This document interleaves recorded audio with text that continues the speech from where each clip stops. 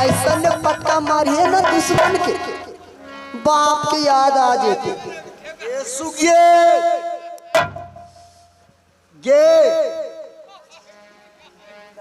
औरत के ही धर्म ना है जे कोई पहलवान अखराहा पर जाए तो औरत के धर्म ना है जे पहलवान के दे छुके तो छू दिलियो तो का हो गेलो। एगे सूर महारानी पहलवान के दे छू देले ते आधा बलहीन हमरा कर दे। रे नतिया का देख काहे चिंता करी जात के हम नाटी नहीं जादू के बल से तोरा भेभूत निर्मा के दे भेभूत लगा ले दे दे जितना बोल चल गेलो फिर उतना से आ जेते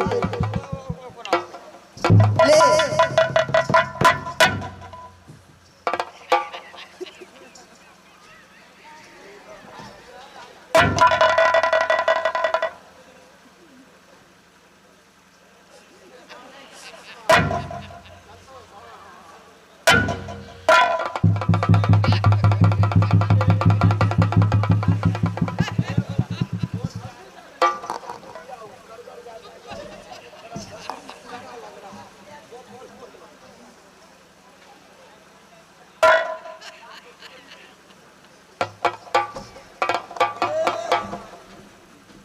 गे सुगिए बोल रमजादी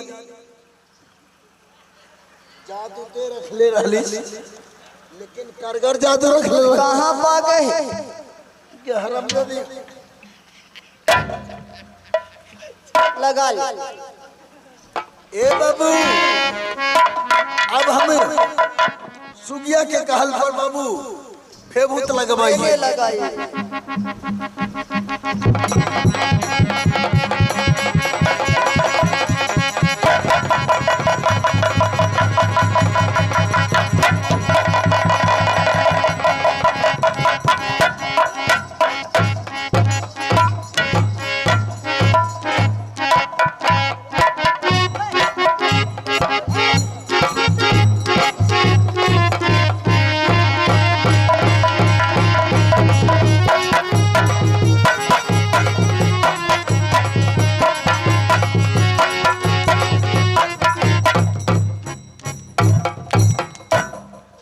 मार दो जोरदार ताली भाइयों एवं बंधुओं जोरदार ताली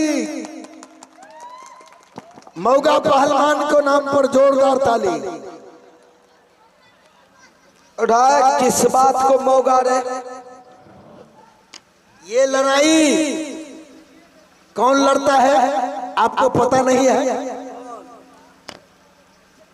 ये लड़ाई मेरी माँ बहन लड़ती है मकई और गेहूं के खेती में। जो कोई पाई काट लेती है माँ बहन वो कहती है अपने भाषा में अगे तोहर बेटा मर जेतो तू अपने मर जे भी अमर पाई किया काट ले। ये तुमको हंसुआ नजर आता है हरामजादा। अगर ये तेरा गर्दन पे ऐसे गिर जाए तो तेरा गर्दन उड़कर ये बेहटगांव से सीधा घोड़दौड़ चला जाएगा हरामजादा। तो तुम्हारे कहने का मतलब क्या है। मर्द का लड़ाई है मलजूद।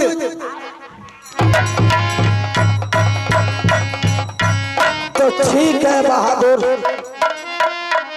मैं मलजूद करने के लिए भी तैयार हूँ।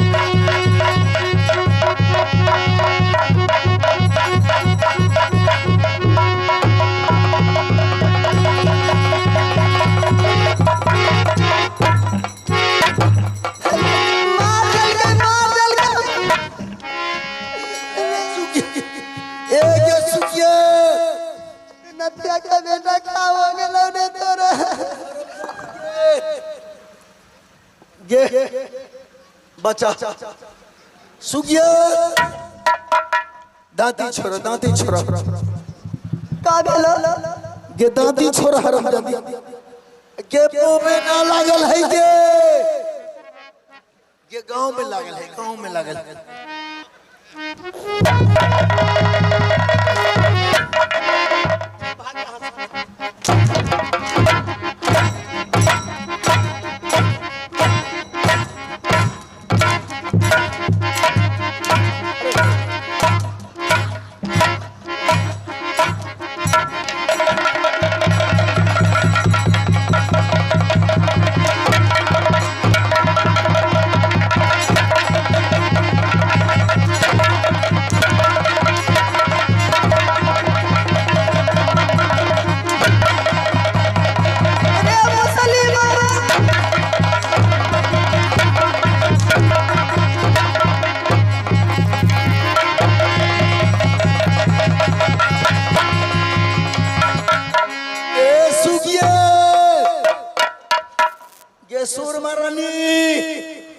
गंगा मुखल उछल हरमजादी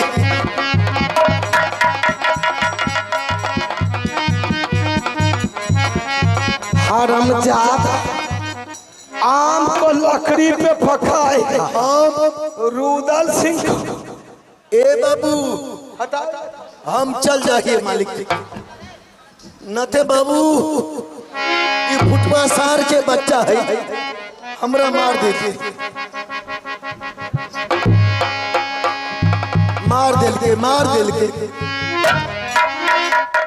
अब चल कर भाभी को ऐसी सुंदर टाइट गिराऊंगा यहाँ जिसको जवाब नहीं।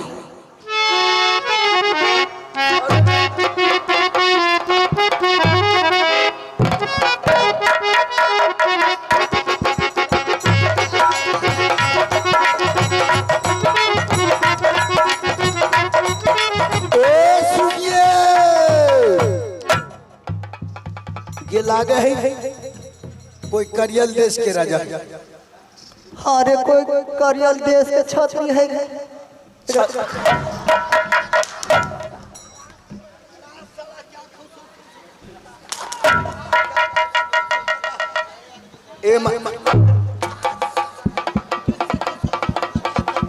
ए बाबा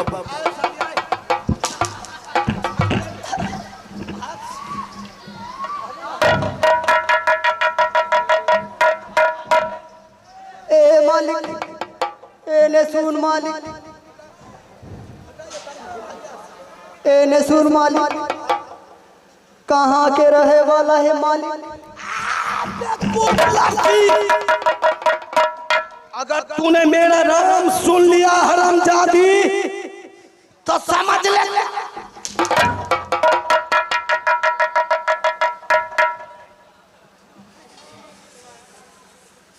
मेरा नाम सुनना चाहती।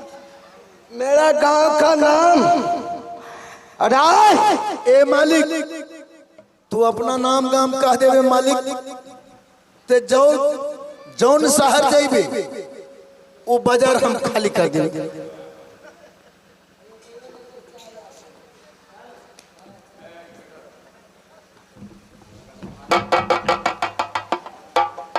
अपना नाम गाम कह देवे मालिक तो जौन जिला जाइबे वो बाजार छोड़ दे। तो सुन ले कान खोल कर को राज महबे का कहने वाला हूँ। ए सुखिया और मेरे पिताजी का नाम राजा पिचासर सिंह था और मुझसे बड़े भाई साहब को नाम अमरपति आला सिंह, मेरी भाभी को नाम सती सोना थी और मेरा नाम चंगी रुदल सिंह पड़ता है। चलो भागो यहाँ श्री नथिया का बेटा यह मोहब्बा बोला रुदल है। श्री नथिया का बेटा एक पास में 10 हाथी के बल है। जल्दी भाग। एकरे 10 हाथी के बल है। ए बाबू आ हमरा एको बिजी के बल है। ई सूर मरानी हमरा लड़ा देले। चल चल चल चल हम जादी।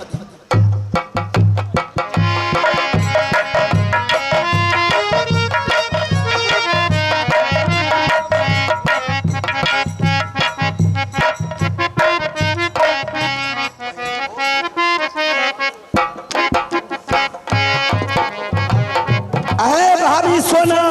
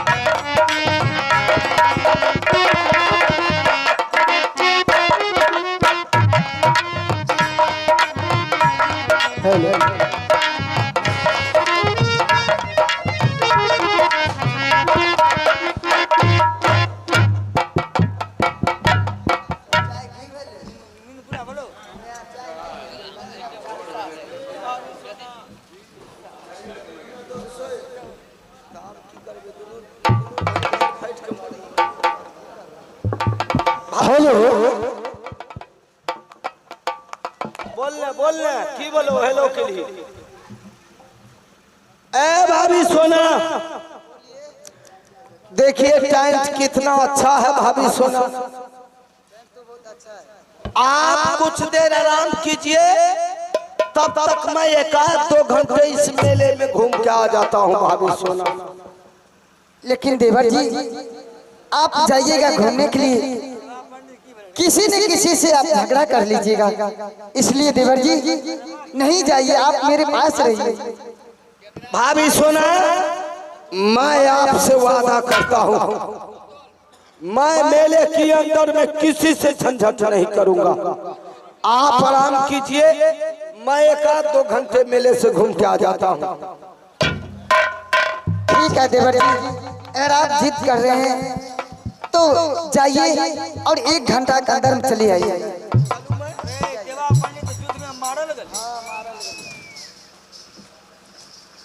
ए सुखिए मुस्लिम का बात है? मार के बदला वो दुश्मन से ना ले लिए तो हमरो नाम सोभिया नाटी अब करिए राम यही बेरिया में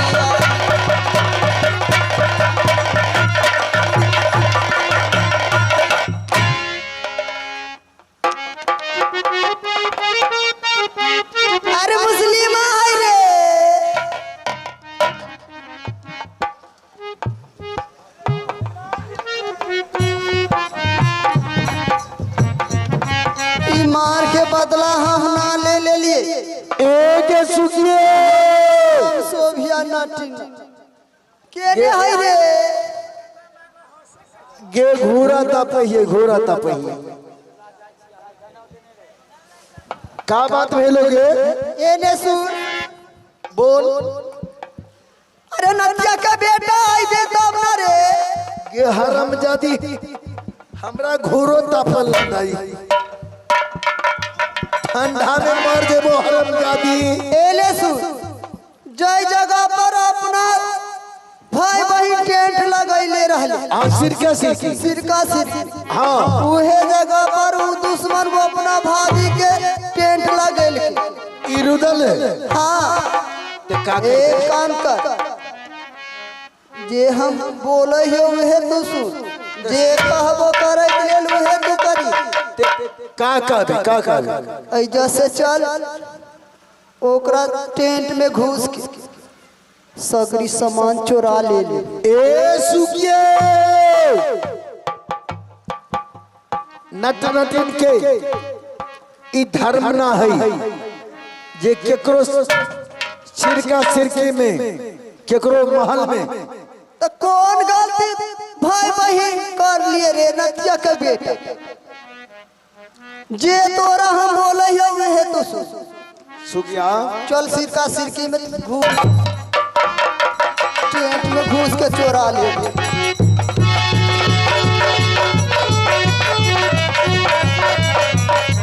लेकिन सुखिए हम जागल है पक्का में ना जागल है हरामजादी एक काम कर हम जादू मार दे नींद से मता देवे ओकर बाद टेंट में घुस अच्छा तू जादू मार दे ठीक है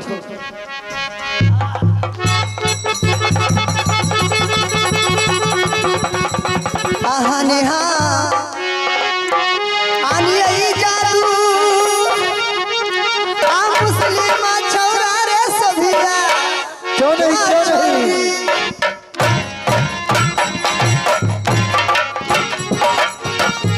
रे जान रे जादू छोड़ी जब चलावे छैले जान रे हनी हनी जादू रे सभिया छोड़िए जा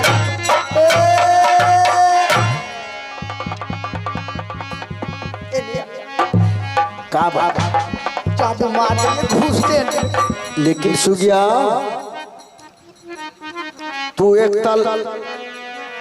तला में ढुकबे हम दू तला में ढुकबो अच्छा ठीक हो अच्छा ए बाबू सुगिया दू तला में ढुकले हम एक तला में ढुकही मालिक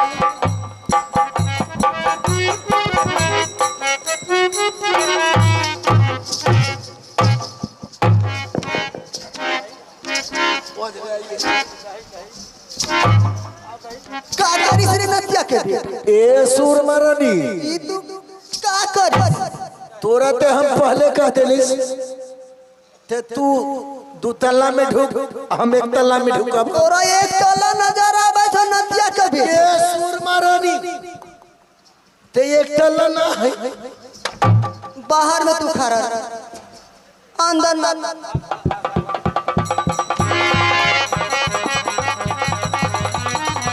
रे बड़ा जेवरात पेड़ के आयल है ले दे बिरमल हाथ ए बाबू हमरा डार के डोरा हो गेले डार के डोरा ना रहले मालिक हमरा हो ले धा ये का करी ये का करी ये डार के डोरा ना है। डार के डोरा है रे नदिया के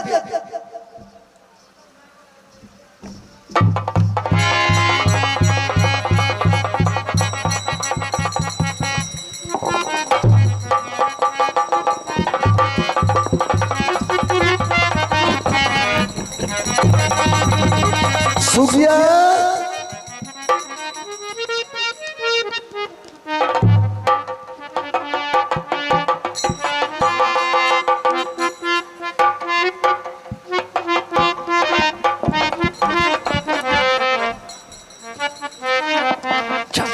सुगिया ई का है कि जादू के पुस्तक है, जादू की पुस्तक है। ये है पावन विद्या जादू के।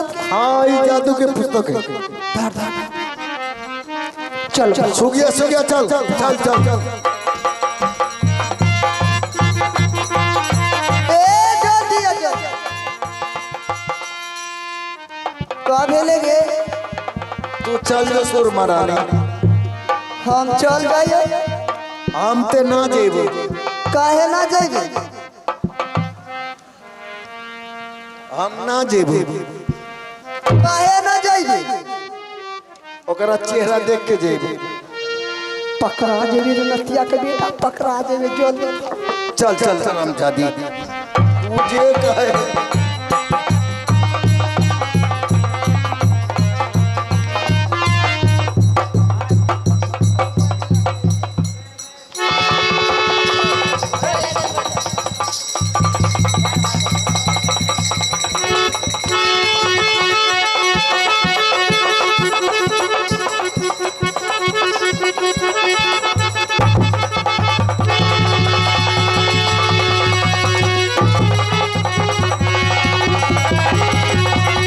श्याम भगवान, मेरे गले का हार जादू की पुस्तक का है। देवर जी, देवर जी, या भगवान मैं कहाँ देखते हो? मेरे गले का हार जादू की पुस्तक का है।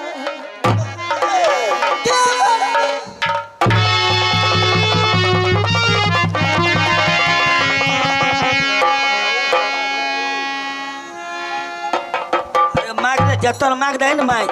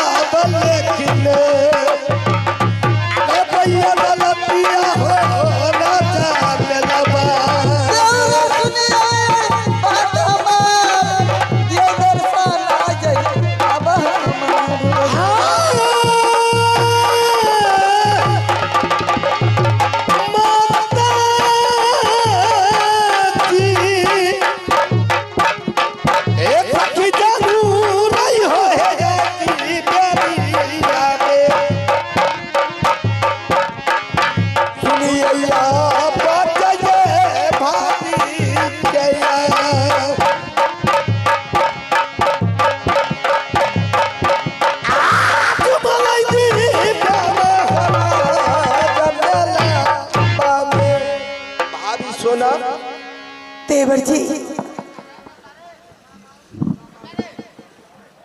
आपको इस हालत में भाभी सोना, क्या बात है भाभी सोना? देवर जी सबसे पहले आप ये बताइए, आज आधी रात को टेंट के पास आए थे। ऐ भाभी सोना, हाँ देवर जी, आप तो जानती हो कि जब भी रुदल सिंह आता है आपको चरणों की नीचे, तो रुदल सिंह धमकते हुए आता है भाभी सोना। भला मैं रात में कैसे आऊं आपके पास? मैं तो कह दिया था कि आप आराम कीजिए, मैं 2-4 घंटे मेले में घूम के आता हूं। देवर जी जुल्म हो गया देवर जी, मेरे गले में नौलख का हार, जादू की पुस्तक, कानों की बाली, सारे गाना चोरी हो गया। ऐ भाभी सोना, आप रुदल सिंह से ऐसा मजाक ना करो, उसमें ही अच्छा है भाभी सोना। देवर जी मैं सच कह रही हूँ, मेरे सारे गाना चोरी हो गया देवर जी।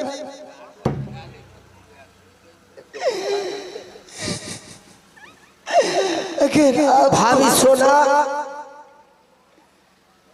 मैंने आपको राज महपा में हाथ जोड़ जोड़ के कहा था कि ऐ मेरी माँ, मेरे बातों की पालन कर और ये मिठुर घाट मेला को हाथ छोड़ दे। देवर जी अगर आपको बड़ा भाई साहब पूछेगा मेला कुछ समाचार, तो मैं क्या जवाब दूंगी? मैं क्या कहूंगी? मैं मुझे कुछ समझ नहीं आ रही है।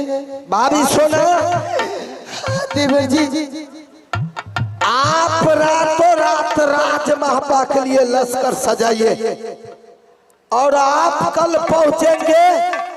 और ये वादा करता है रुदल सिंह जो सामान के साथ परसों राज महपा पहुंचेगा। भाभी सोना, नहीं देवर जी ऐसा मत कहिए, मेरे सारे गाना चोरी हो गया, कोई बात नहीं। मुझे जादू की पुस्तक चोरी हो गया तो कोई बात नहीं, आप हमारे साथ चलिए देवर जी, मैं आपको अकेले नहीं